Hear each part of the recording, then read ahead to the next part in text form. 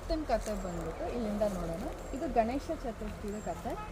ಇವತ್ತು ಗಣೇಶ ಹುಟ್ಟಿದ ದಿನ. ಸೊ ನನಗೆ ಎಷ್ಟು ಗೊತ್ತೋ ಅಲ್ಲಿಂದ ನಾನು ಈ ಕತೆ ಹೇಳ್ತೀನಿ. ಇನ್ ಕೇಸ್ ಅದ್ರಲ್ಲಿ ಏನಾದ್ರು ಚೇಂಜಸ್ ಇದ್ದರೆ ಅದನ್ನು ಕಮೆಂಟ್ ಮಾಡಿ.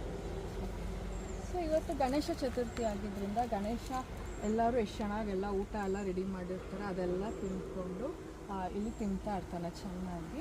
ಇಲ್ಲಿ ತಿನ್ಕೊಂಡ್ಬಿಟ್ಟು ಆಮೇಲೆ ಅವ್ನು ಹಂಗೆ ನಡ್ಕೊಂಡು ಹೋಗ್ತಾ ಇರ್ತಾನೆ.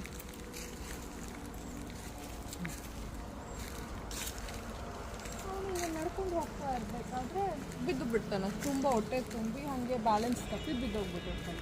ಇವಾಗ ಗಣೇಶ ಬಿದ್ದೋದ ತಕ್ಷಣ ಅವ್ನು ಹೊಟ್ಟೆ ಒಂದು ಒಡೆದೋಗ್ಬಿಡುತ್ತೆ. ಇವಾಗ ಅವ್ನು ಹೊಟ್ಟೆ ಒಡೆದೋಗಿದ್ರಿಂದ ಏನಪ್ಪ ಮಾಡೋದು ಅಂತ ನೋಡಿದ್ರೆ ಪಕ್ಕ ಒಂದು ಹಾವು ಹೋಗ್ತಾ ಇರುತ್ತೆ. ಸೊ ಹಾವನ್ನ ತಗೊಂಡು ಹೊಟ್ಟೆಗೆ ಕಟ್ಕೊಂಡ್ಬಿಡುತ್ತಾನೆ.